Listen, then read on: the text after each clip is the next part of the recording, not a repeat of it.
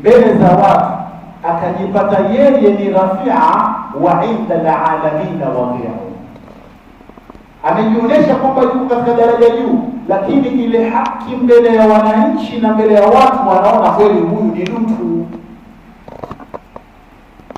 Atakapoulizwa suala fulani kwa masaili ya dini atoa fatwa, atakaambiwa hii ni hukumu ya kitu fulani atoa fatwa. Wengine wakafikia kiwango mpaka aulizwa taarifu ya kitu atoa hukumu. Wa indahu min jumlati al-mardud an tadkhul al-ahkam fi al-hudud.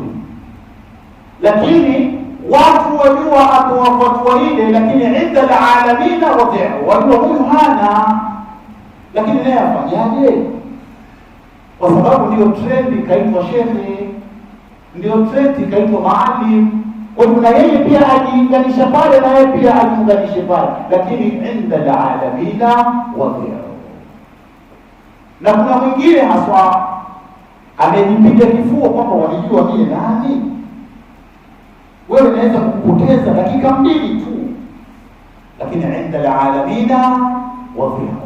Watu wanajua ule ni mdomo tu, lakini yule ni mtu wa chini sana.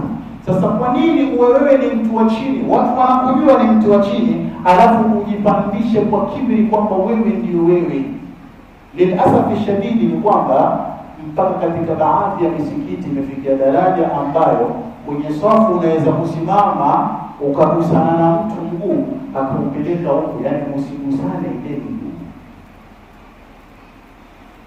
Imefikia kiwango ambacho assalamu alaikum wa rahmatullah, assalamu alaikum wa rahmatullah, ukimaliza wampa mwenzako mkono, aona kwamba ni viki iwe ni wewe unisalimie mimi unijua,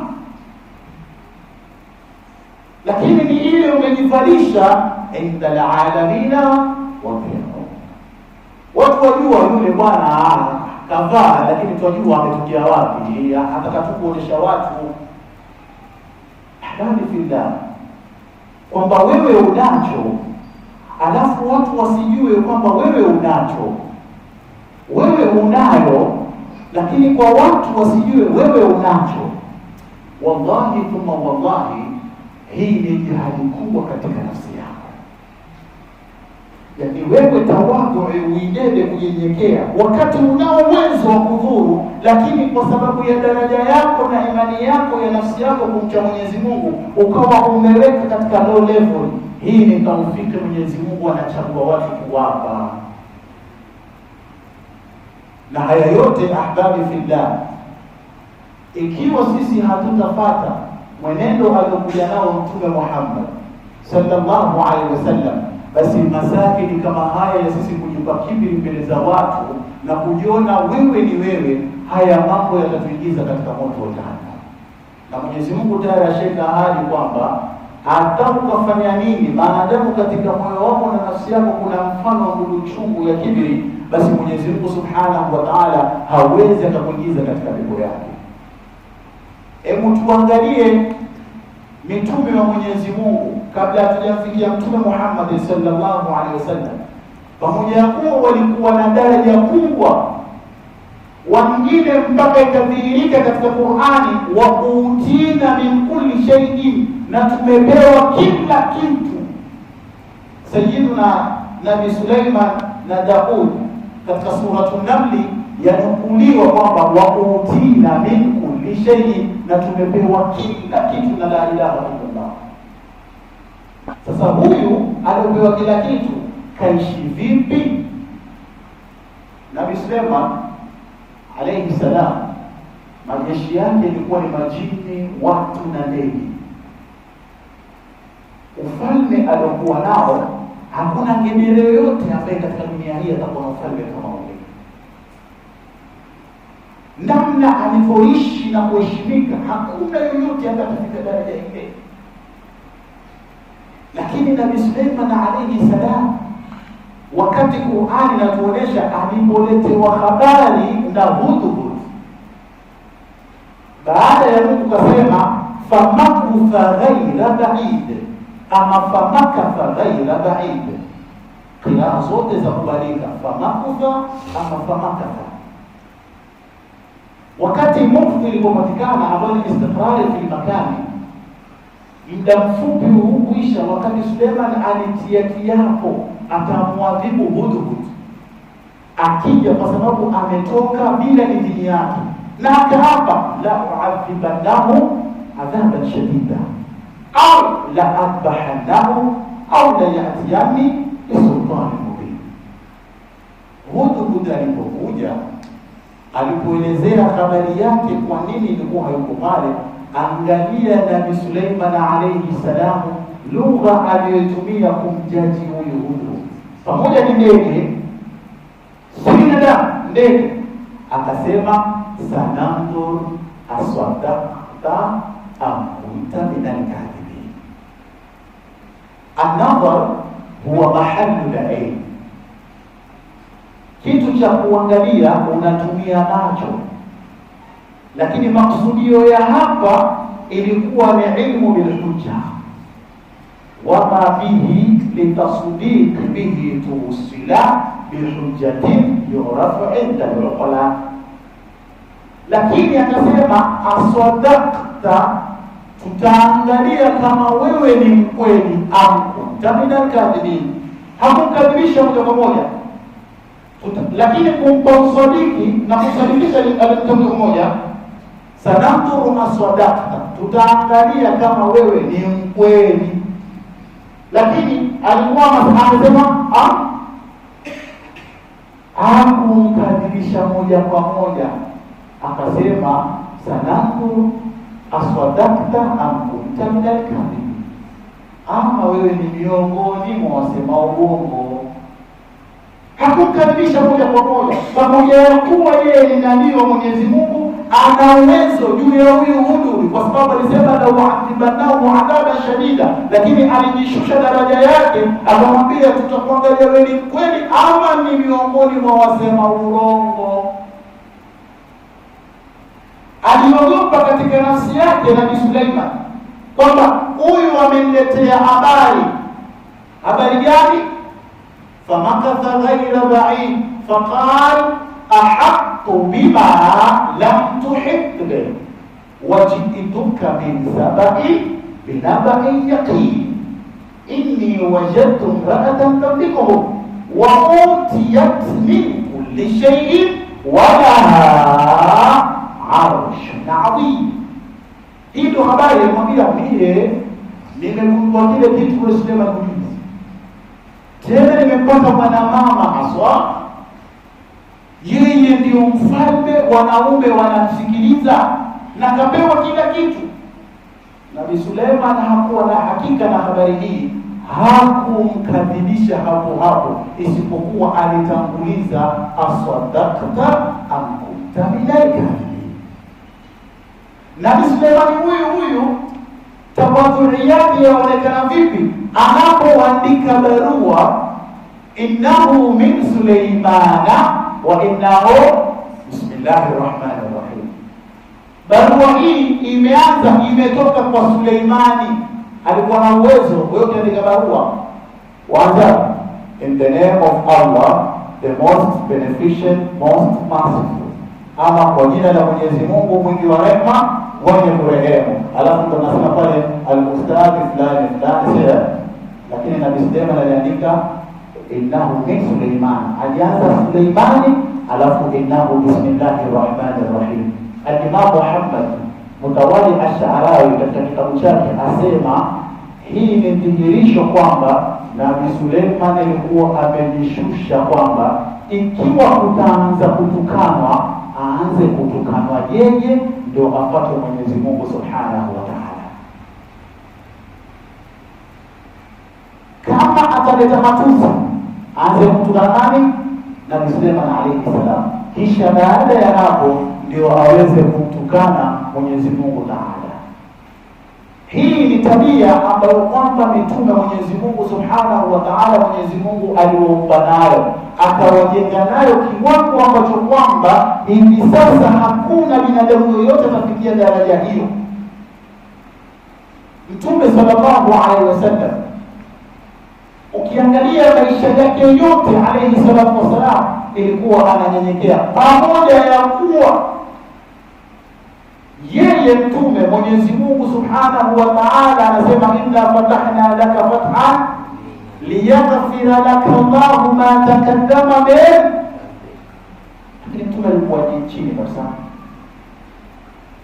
Al-Imam Yusuf an-Nabahani maarufu sana, zama zake alikuwa ni mufti, anasema miongoni mwa tawadhu za Mtume Muhammad sallallahu alaihi wasallam, kana la yanharu khadiman. Mtume wale wote waliokuwa chini yake wakimtumikia kama vile wafanyikazi ama watu wa mkono, siku zote hata kama kameraman hawa atakuwa ni kameraman, lakini sana mtu wa mkono, mletee maji, letee nini, vitu kama hivyo. Hata ustadhi pia yuko na mtu wa mkono, wakifika mahali tunaweza kitu fulani. Mtume sallallahu alaihi wasallam ilikuwa hana tabia ya kuwakaribia na kuwakorofisha wote waliokuwa chini yake wakimtumikia, alayhi salatu wasalam.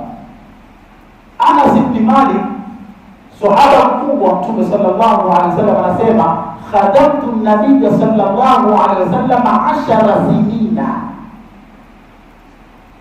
Amekuwa akimtumikia Mtume sallallahu alaihi wasallam miaka 10. Miaka mingapi? 10. Na Mtume sallallahu alaihi wasallam anasema Anas kwamba hakuna siku yoyote Mtume kalali uffin qattu, hakuna hata siku Mtume anambia we, hakuna. Miaka 10. Wala qala lima sana'tuhu lima sana'tahu, wala hajawahi kuzungumza kwa nilichokifanya mimi, kwa nini umekifanya hivyo. Yani kila kitu nilichokifanya hajawahi kuniquestion. Mimi nimeweka maji upande wa kushoto, wewe matilango, kwa nini umeleta kulia? Miaka 10 sallallahu alaihi wasallam hajawahi kumwambia Anas hilo. Anaendelea anamwambia kwamba wala Mtume sallallahu alaihi wasallam hajawahi kuniuliza kwa lile ambalo kwamba taraktuhu lima taraktahu, jambo nililiacha mimi kulifanya leo, pengine sikuchukua nguo nikaziweka mahali fulani. Mtume hajawahi kuniuliza mbona leo hizi nguo huku ziweka mahali fulani. Kwa miaka mingapi? Miaka 10. Moja tunamzungumzia nani?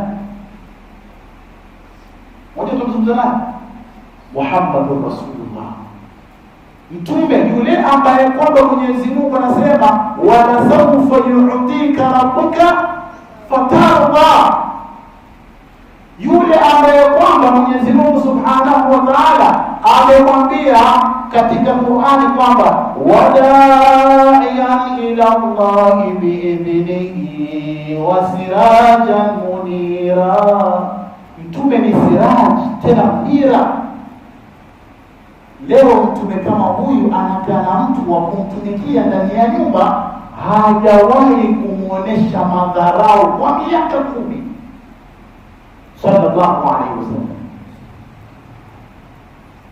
Tujeni katika maisha yetu, unasimama kwenye sala, iyyaka na'budu wa iyyaka nasta'in. Uko nyumbani, umetoka umekuja salatu al-maghrib, tayari ushamwambia mfanyikazi wako nikitoka ishai hicho chakula ama viatu vyangu viwe vishapigwa kiwi, vinginevyo nakata mshahara. Na umesimama iyyaka na'budu wa iyyaka nasta'in. Wewe ndio wa kwanza, la ilaha illa Allah Muhammadur Rasulullah. Huyu Muhammadur Rasulullah unayemtaja wewe yupi? Na huyu tunayemzungumza sisi yupi? Tumeishi na wafanyikazi kwa madharau ambayo kwamba wallahi thumma wallahi sisi Waislamu tunaongoza kunyanyasa. Nyie hamjapata habari za Saudia? Wasikia watu wakienda kufanya kazi watesa, hamjapata habari hizo? Watu wengine kwenye mafriji, Hamjapata? Wanaofanya vile kina nani? Manhum. Sisi kina Muhammad kina Said. Watu ambao tumetamka la ilaha illa Allah Muhammadur Rasulullah, lakini kwa sababu ngozi yake ni mweusi amekuja unamnyanyasa kiwango cha kumwingililia pia kimapenzi. Kisha unasimama kwenye swala iyyaka na'budu wa iyyaka nasta'in. Waislamu, Mtume sallallahu alaihi wasallam lao siku ya leo afufuliwe alete katika umma huu, tumwambia nini alayhi salatu wasalam? Wa dhakara al-Muhibb at-Tabari, huyu miongoni mwa mabingwa wakubwa sana wa kutafsiri Qur'an ni huyu al-Imam at-Tabari. Yeye aeleza habari zake kutoka kwa Ka'b al-Ahbari. Hawa ni miongoni mwa masahaba wa Mtume Muhammad sallallahu alaihi wasallam. Angalieni daraja Mtume aliyopewa na Mwenyezi Mungu. Hajaumbwa Mtume, hajazaliwa Mtume, lakini ule wema wake ambao watakuja kutufundisha sisi maisha, Mwenyezi Mungu ashamtanguliza.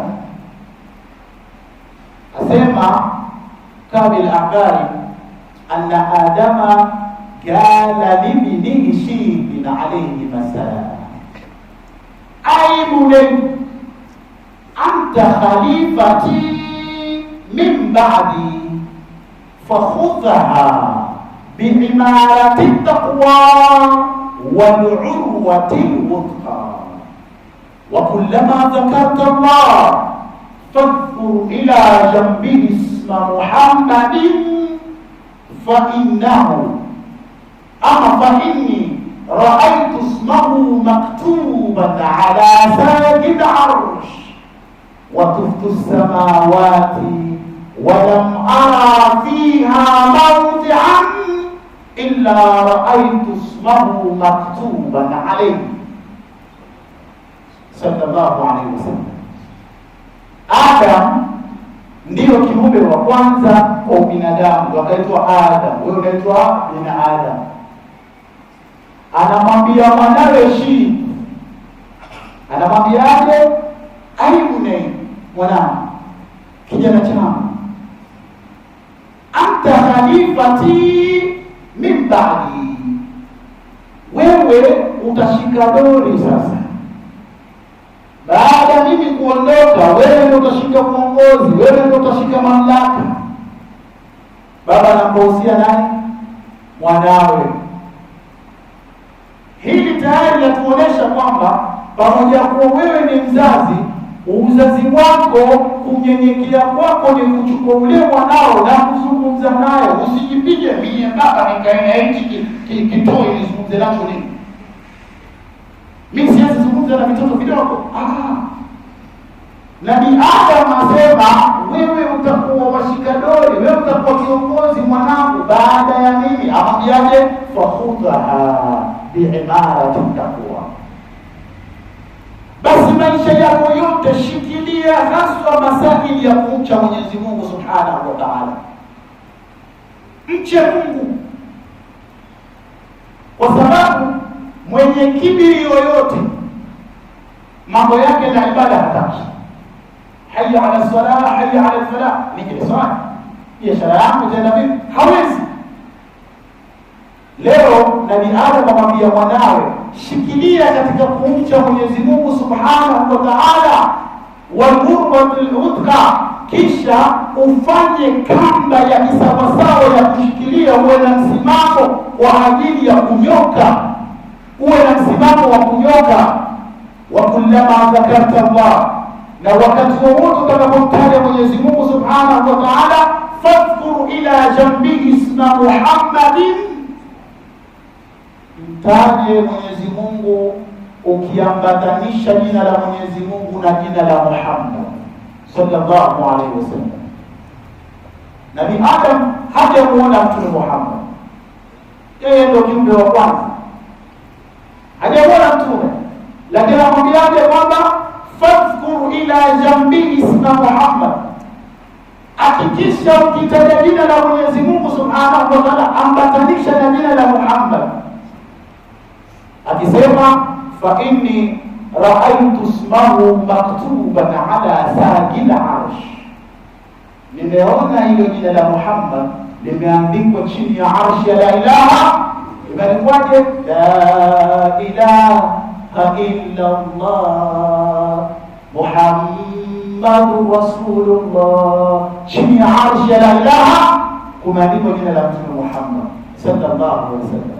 Nabii Adam asema wa tuftu samawati, na nimezunguka katika mbingu ya la ilaha illa Allah, walam ara fiha mawdi'an illa ra'aytu isma Muhammadin maktuban alayhi, isipokuwa mie nimeona jina la huyu bwana mkubwa limeandikwa.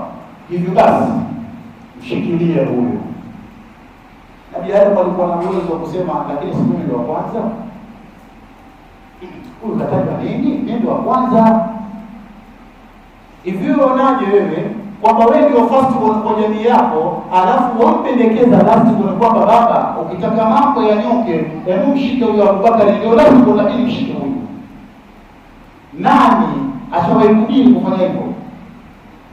Isipokuwa wewe mwenyewe ndio last born, unataka kuwa first born. Tena na kujipiga kifua, mimi ndio nimefanana na babangu raswa. Hapa hakuna mtu anatoa mawaidha yoyote nimwelewe. Wewe ndio wa kwanza kudharau, wewe ndio wa kwanza kukejeli, wewe ndio wa kwanza kujiona wewe ni wewe, wewe ndio wa kwanza kusema wewe umemshikilia kila mtu katika serikali. Kisha wafaidika na nini? Mtume sallallahu alaihi wasallam kwa kujishusha kwake alayhi salatu wasalam, Mwenyezi Mungu amtanguliza kutajwa kwake na Nabii Adam alayhi salam, pamoja kuwa Adam ni wa kwanza. Hasan ibn Thabit katika baadhi ya maneno yake, agharu alayhi min nubuwwati khatamu min Allah min nurin yaluhu wa yushhadu wa dhamma ilahu isma an-nabiy ila ismihi idha qala fil khamsi al-mu'adhdhin ashhadu. Hapa mwisho wa khatamu fashakkalahu min ismihi liyujillahu fadul arshi mahmudun wa hadha Muhammadu.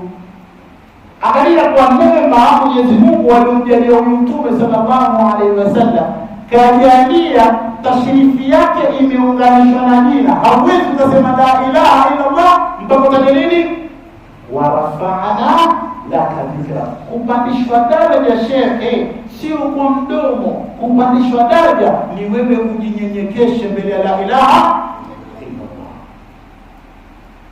Mtume sallallahu alaihi wasallam kuna wakati inaponukuliwa na baadhi ya wanachuoni wa hadithi, alikuwa akisafiri, kisha faamara ashabahu biislahi shati.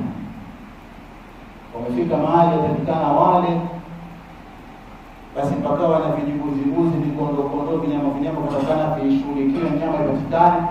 Kaamrisha bana, huyu muonaje tumshirikie tengeneze chakula. Fakala rajulun ya Rasulullah alayya dhabhuhu ama alayya dhabhuha.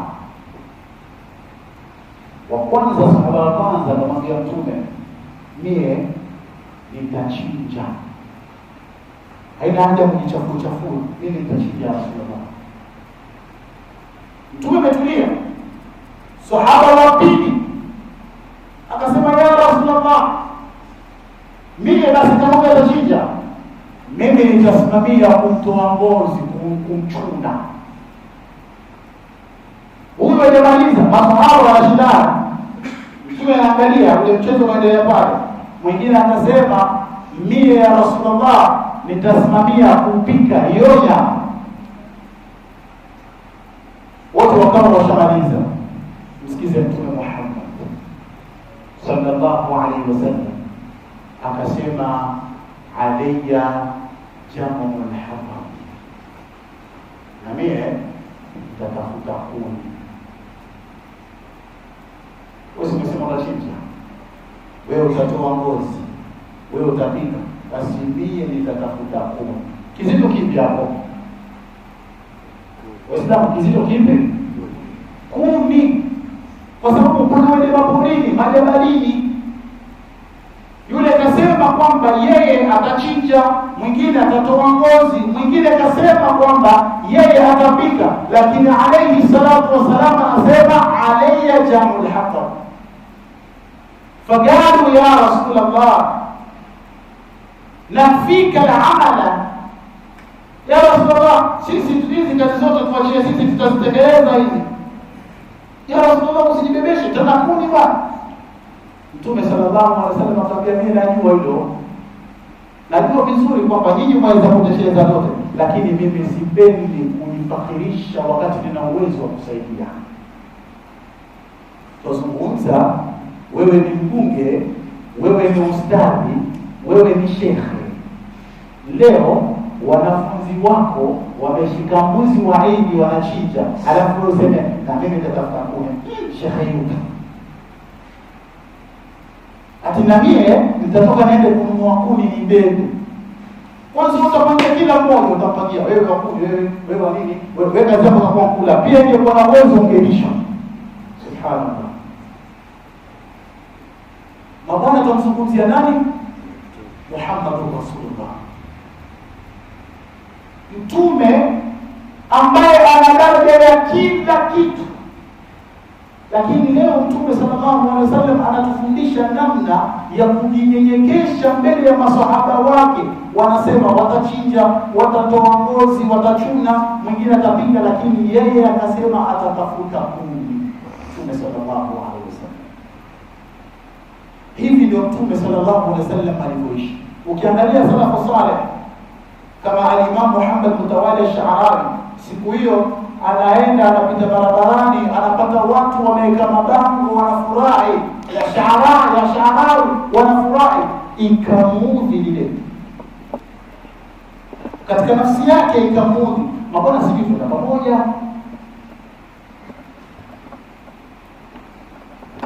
Sheikh Abubakar unatembea, watu wameweka mabango alafu liku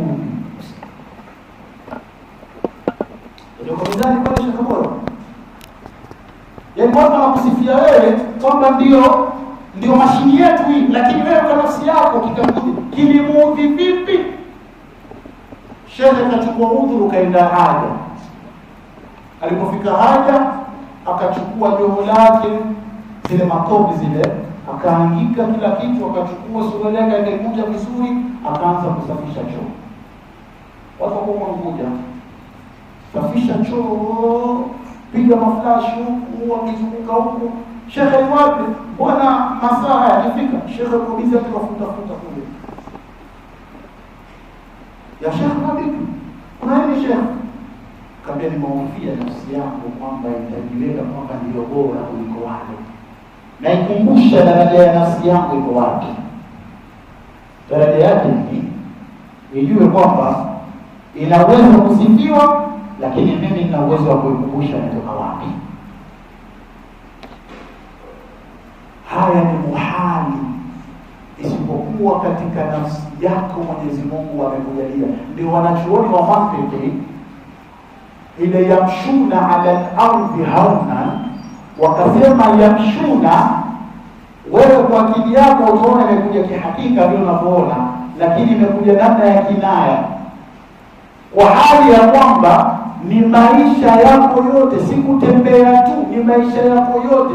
Kisha wakasema iko na ishara, qiyasul isharat katika ilmu ya mantiki, qiyas isharat, kwamba kutembea huku kunadhihirika nje. Yaani namna unapotembea, si watu wanakuona una gogi na madigimo, unajiringa. Sasa namna Mwenyezi Mungu alikusudia ni kwamba unapotembea hivi yamshuna ala al-ardhi hauna, kuna possibility katika moyo wako pia kuna tawadhu. Pamoja kuwa mwili wako nje unatembea kwa kujinyenyekeza, ni moja kwa moja katika moyo wako umejinyenyekesha. Kwa maana hiyo, katika maisha ya mtu yatakikana yajidhihirishe nje, ndio kwenye moyo kuonekane kuko ndani, ndio kuonekane kuko safi. Ahbabi fillah, wanachuoni wengi wametuelezea baadhi. Kuna historia ambayo al-Imam sufi mkubwa miongoni mwa ulama al-arifina bi rabbih Badruddin al-Aini elezea kisa maridadi katika baadhi ya vitabu vyake vya tasawuf. Kisa hiki nitakileta kwa ikhtisari. Kuna bwana Mwenyezi Mungu alimpa elimu ya kurekebisha magari, tunasema pengine ni mekani kwa lugha yetu. Ikawa dada yake mpaka mji mzima hapatengenezi magari mpaka ashauriwe yeye. Yule bwana alifika daraja anasali msikitini, mtu gari lake liko gereji, yuko radhi ambaye yule bwana amalize kuswali ampe ushauri gari lake larekebishwa vipi. Tuwe na tasawur, wewe akafanyiki kitu mpaka utoe ushauri. Yule bwana katika masiku ya kawaida ala sabili mithali ametoka tuseme ni mjini, ndio tutaeleweka vizuri. Wakati kuna shida za matatu akaamua wacha nitembee. Anafika Kibarani, anapata kuna gari limeharibika liko pale, na wakati huo ni saa 5 saa 6 za usiku. Yule bwana alipopita akapata ni mwanamama ndio kaharibikiwa na gari lile. Yule bwana baada ya kumsalimia yule mama, vipi hali yako? Yule mama akamwambia nashukuru. Mbona saizi hapa na njia hii sio safe, huyu watu huuliwa sana hapa. Hapa Kibarani hapa watu huuliwa sana. Vipi wewe saizi? Yule mama akamwambia mimi nimeharibikiwa na ile gari na saizi sijui nitampata fundi gani. Yule bwana akamwambia naweza nikaangalia. Kumbuka tuzungumzia mtu mkubwa katika taaluma ya magari, lakini anatembea na usiku anapata mtu kaharibikiwa. Hakuanza introduction. Mama salamu alaykum. Kwanza ulikuwa mzana nani wewe? Mzana Abubakar. Basi kule kwa wala hakuna kitu kinafanyika isipokuwa mimi leo tu nimeamua tembee. Wasemaje? Hakuanza introduction hiyo. Kaanza kufikiria shida ile umweka yupi? Yule mama sehemu ile. Basi bwana kama yule mama alipokaa kando akawa anamrekebishia gari lake, akamrekebishia hatari kiisha ni saa 8 saa 9 za usiku. Yule mama alipowasha gari likanguruma, akajaribu kwenda mpaka mbele, ngoma ikaitika. Akamwambia sasa bwana, waelekea wapi? Mimi na Magongo. Natoa picha ndio nieleweke vizuri, kwa sababu sitoe mfano wa miji ambayo watu hawaijui. Mimi nielekea Magongo. Tuleteni picha ya Kibarani na ni saa 9 saa 8. Mama akamwambia basi waonaje nikupe lift. Huyu bwana siku hiyo kabla kufikia masaa hiyo katoka nyumbani asubuhi, kamwacha mke wake anaenda kwenye harakati, mke wake mjamzito. Yaani wakati wowote yaweza kutarajia simu ya kupigiwa mke kanifungua. Lakini akaona umuhimu ni huyu ambaye yuko na habari hapa nimsaidie kuliko yule ambaye yuko nyumbani. Sasa sikizia. Bwana ingia ulikuwa natabia mimi nafika tu hapa. Kwanza nifike hapa kwa utabikasi mwako. Kidogo kwa hizo location na tutatoka Kidarani kwa utabikasi alafu ndio nishinyoshe ndio Magongo. Yaani yule bwana aliona pia kuingia kwa ile gari la mwanamke itakuwa fitna. Moja kwa moja wakati mama analalamika anamwambia tafadhali ingie, akasimama pale kwa mimi sitaingia. Basi yule mama akamwambia fanya hivi, akaingia ndani akatoa bahasha. Yule bwana kwa sababu ile pesa alipewa 700,000. Bwana hizi 700,000 kwa ulivyo ni nusuru maisha yangu. Mabana sisi Tanzania 700,000 za Kenya kwa hali hii ya sasa Sheikh Rajab.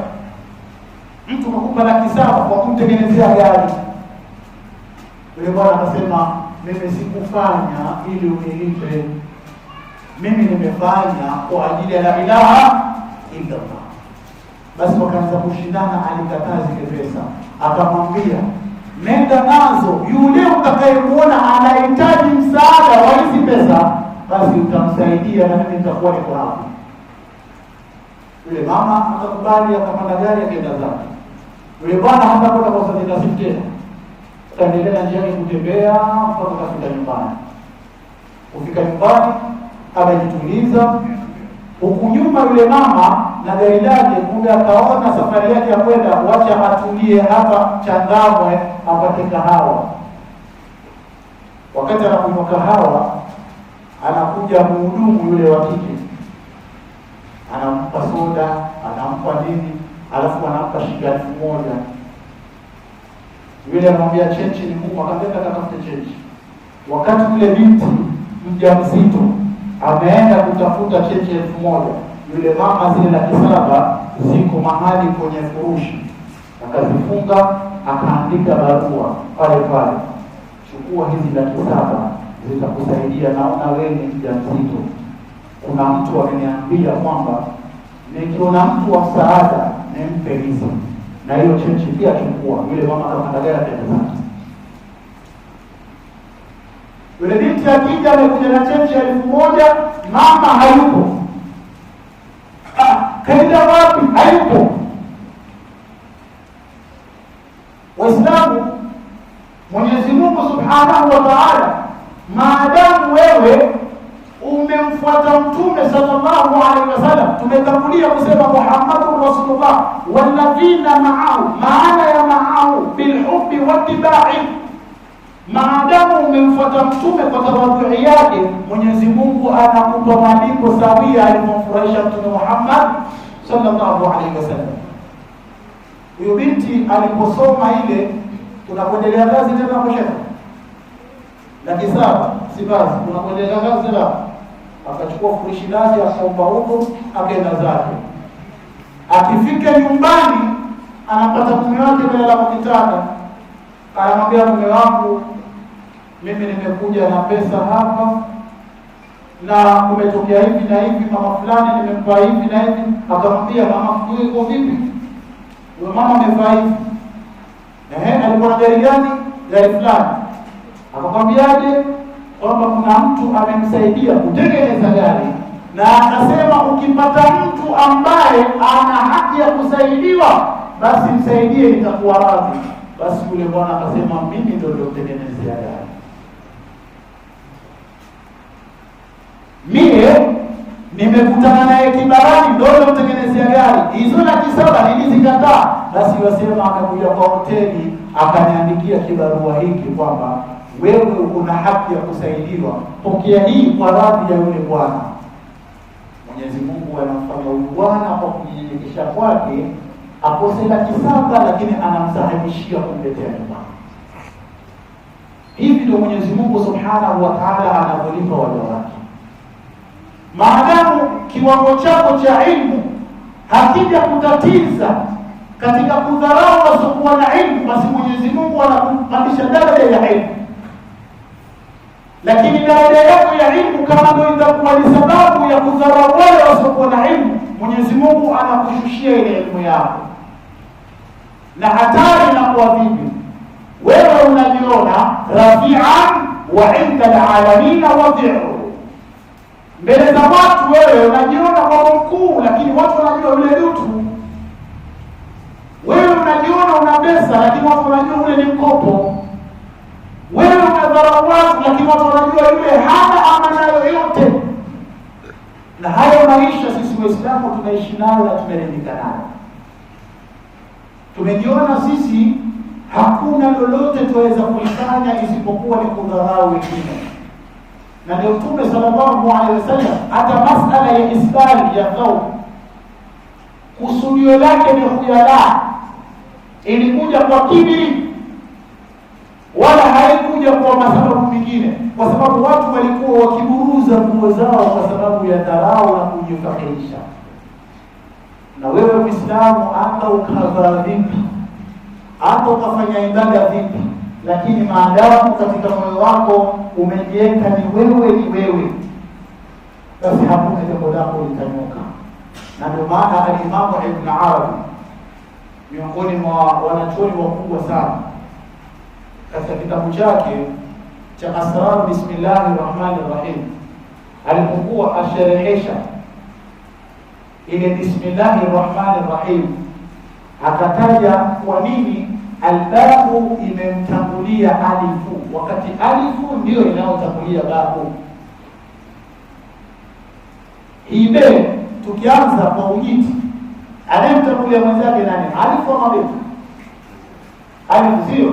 Lakini kwa kuanza Qur'ani Mwenyezi Mungu katanguliza albabu kuliko alifu. Al-Imam Ibn Arabi anasema sababu yake ni kwa sababu albabu ilijishusha, ilikuwa na tawadhui, ikajishusha, ikawabii.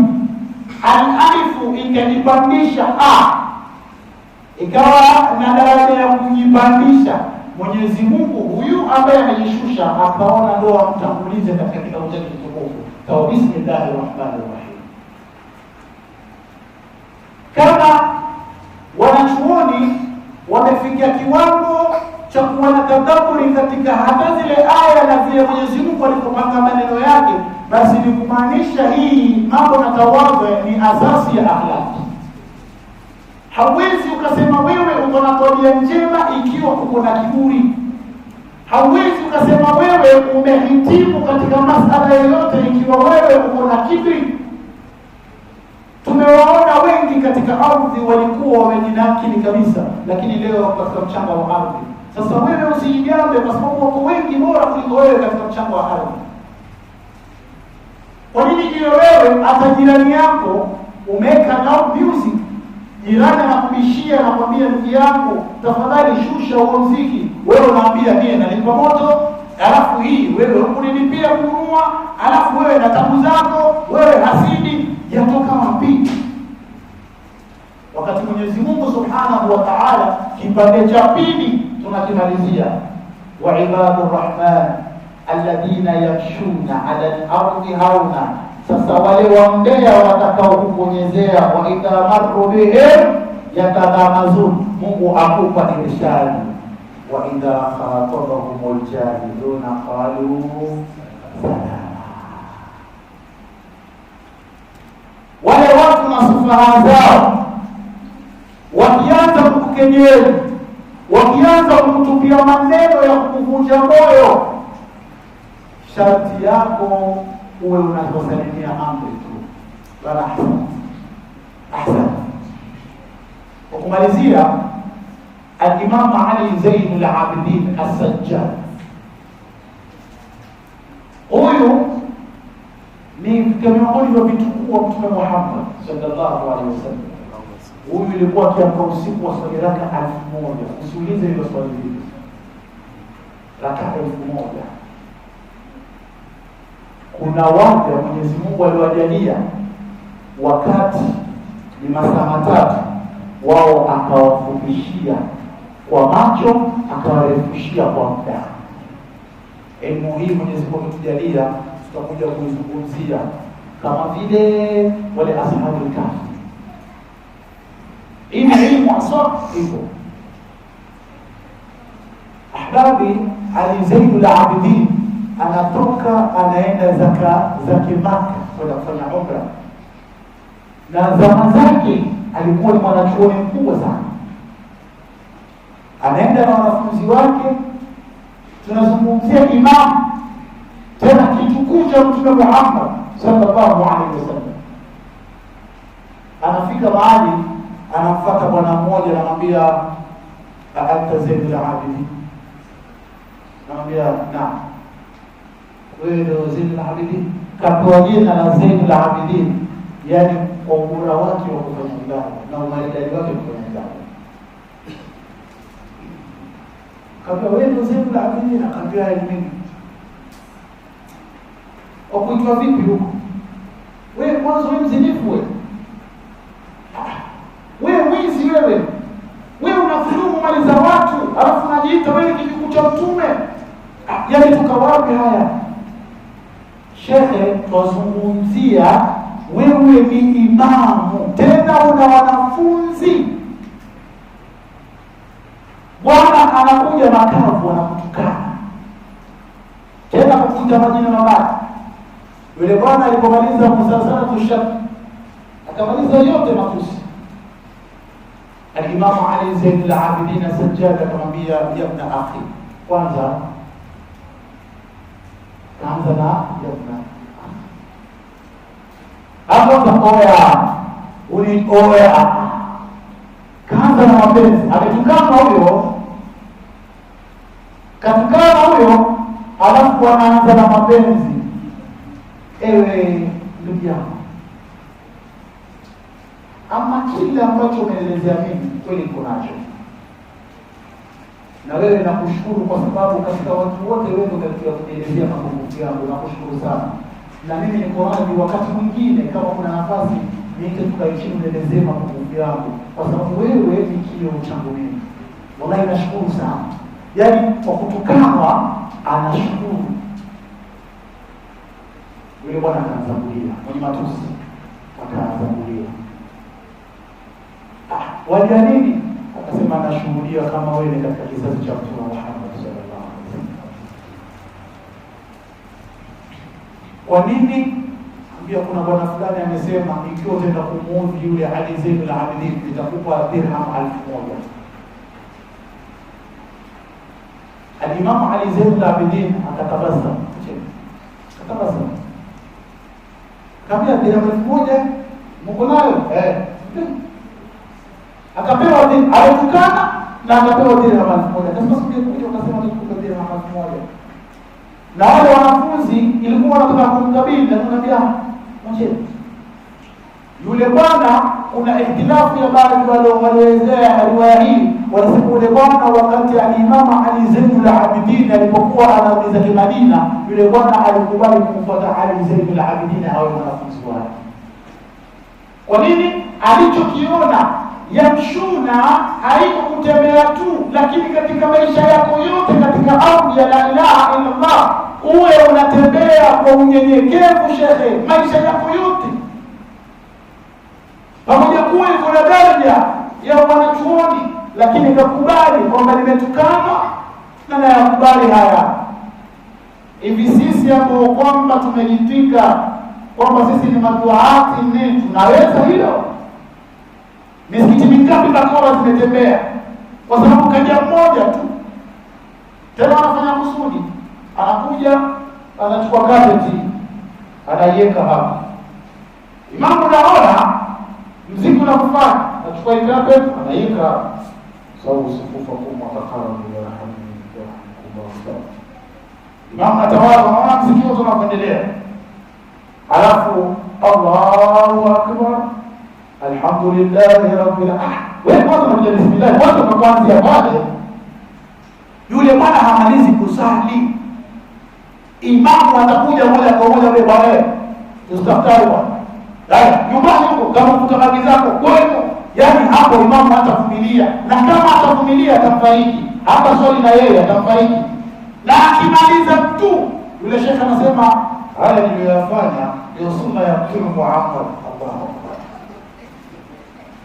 Shekhe, imamu uyakubali na unyamaze na usiatolie fatwa. Wallahi thumma wallahi, ni kwenye moyo wako Mwenyezi Mungu ameinstall kitu kinaitwa tawakkul na subra katika moyo wako.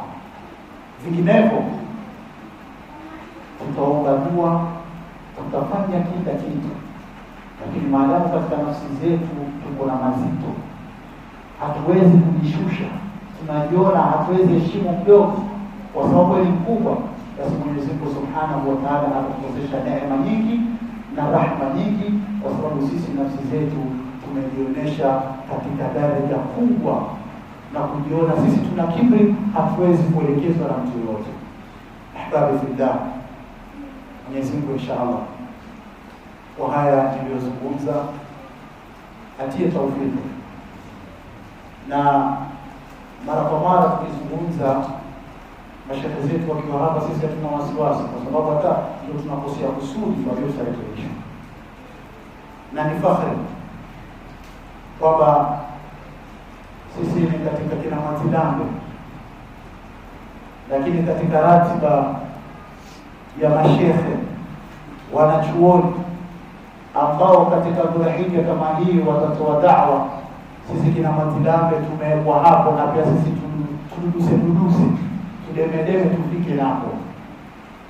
Kwa hivyo tunashukuru kwanza kwa lujna yote kukubalisha sisi tuweze kuzungumza kile kichache, pamoja na kuwa uchache tuliokuwa nao hata haufiki wa mchungu wafahamu, lakini mkatuamini kwamba tutaweza kuzungumza. Walillahi alhamd.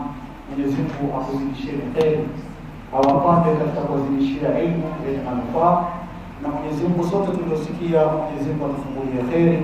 ربنا انفعنا بما علمتنا، رب علمنا الذي ينفعنا، رب فقهنا وفقه اهلنا، واجعل بات لنا في ديننا مع اهل كتر انثى وذكر.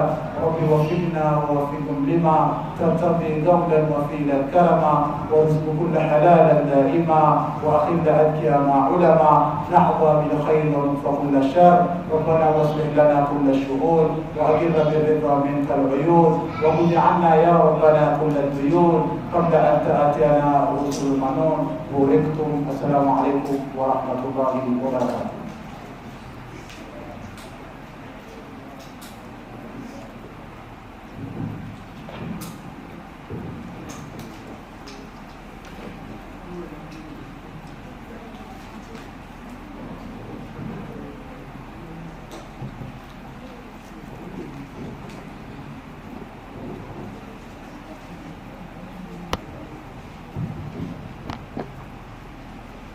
وعليكم السلام ورحمة الله وبركاته.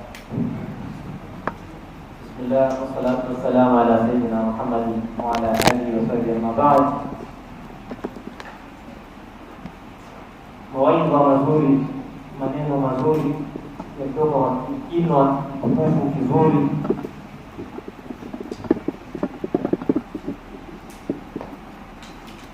Maudhui ni tawadhu, unyenyekevu. Kunyenyekea ni mtu kujivunja hadhi yake akajiweka chini na wanyonge. Na maudhui ya leo yameshikana na mawaidha ya jana, kama ambayo walikaa pamoja wakapata. Jana ilikuwa ni masala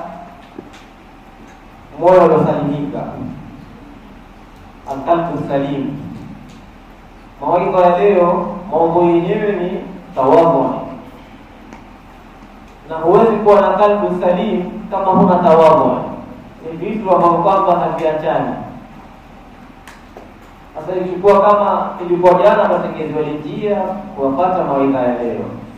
Mungu abarikie wahadhiri wetu wote wa jana na wa leo na kuja kesho inshallah taala. Tawadhu ni tabia bora na tabia ya mitume waja wema. Qur'ani imeeleza hapa, tumesomewa aya walibadur rahmani alladhina yamshuna alal ardi hauna wa idha khatabahum aljahiluna qalu salama. Wale waja wema kila wakiwa na cheo kikubwa wao wanazidi kuja chini, kila ikiwa na elimu nyingi zaidi dini yake ilikuwa ndio zidi kuja chini. Akiwa na mali unyenyekea zaidi, akiwa na utukufu na jahi na uongozi zidi kuwa chini. Hao ndio waja wema. Mpaka maswahaba na ulama waliokuja baada, watu walikuwa na tawadhu. Mtume sallallahu alaihi wasallam asema katika masala tawadhu, hata ingia peponi mtu amevamba katika moyo wake una mikalo dharra, una chembe kidogo katika kiburi.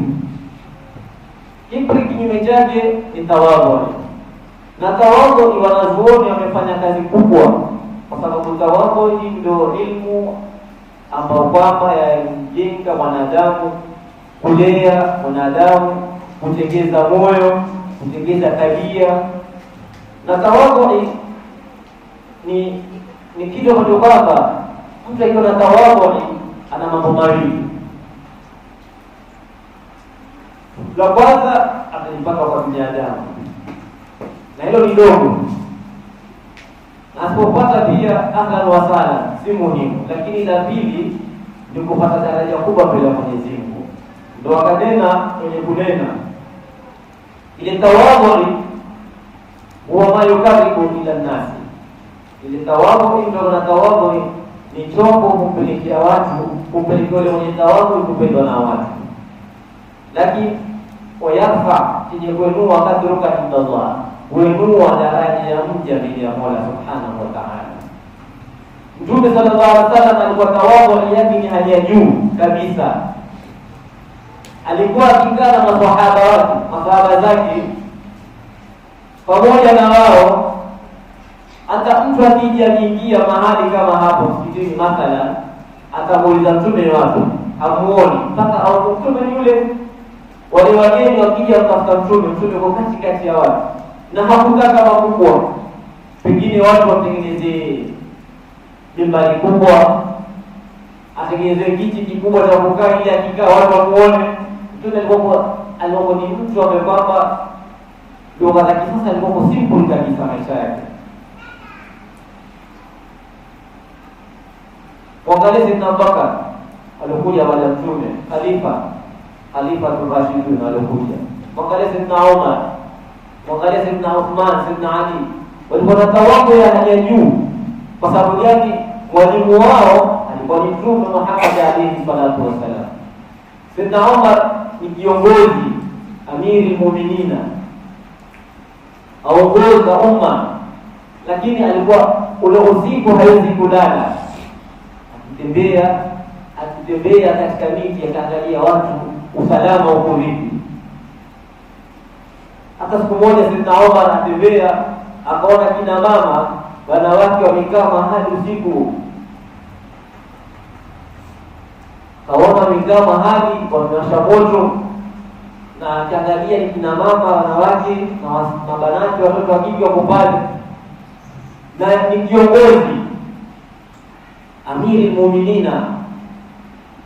Yaani mfano wake huwezi kufananisha pekee ni gavana, yeye daraja chini.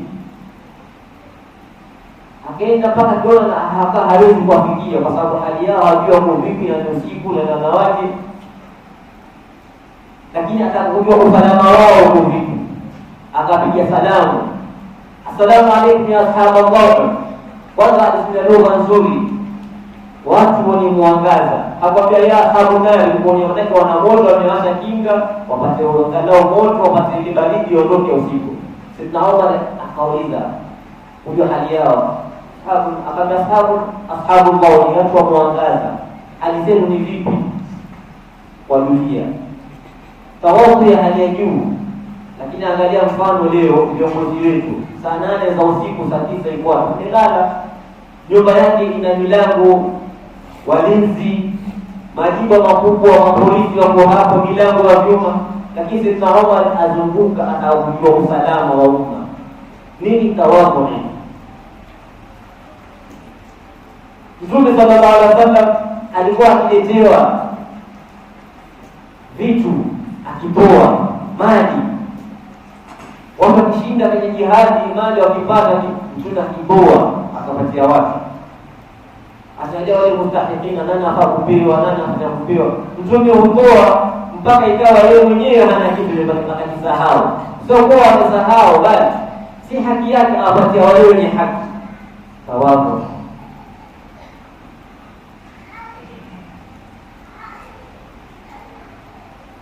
Kwa hivyo tawadhu imewekwa na wanazuoni kutengeza nafsi zetu, na sisi tufanye bidii kutengeza nafsi. Na hakuna msiba mkubwa tuko nao katika umma wa sasa. Sote, kila mtu kiangalia ana ugonjwa wa moyo. Si ugonjwa wa moyo kuna hospitali kwa daktari, bali ule ugonjwa wa moyo kipi kimejaa. takaburi imepata daraja ya juu zaidi, mtu kujiona yeye ndo afanya ibada vizuri zaidi, watu wengine wote, mtu akisoma kidogo elimu yake aona watu wote hawajafikia, yeye ndo mwenye elimu zaidi. Wenye mali ndio wenye mali kabisa, hata usiwaulize. Wenye uongozi, basi Mwenyezi Mungu atuongoze, atengeze nafsi zetu, atengeze majumba yetu, awatengezee sote Waislamu mambo yetu ya mazuri, na sisi tufanye bidii kutengeza nafsi zetu. Tuna tawadhu, tunatambia yote atakayejizisha na tawadhu ni Mwenyezi Mungu atamtukuza daraja yake. ثم Mwenyezi Mungu ajalie na alladhina yastami'una al-qawla fayattabi'una ahsana. ربنا تقبل منا انك انت السميع العليم وتب علينا مولانا انك انت التواب الرحيم. اللهم انا نسالك رضاك والجنه ونعوذ بك من سخطك والنار. وصلى الله على سيدنا محمد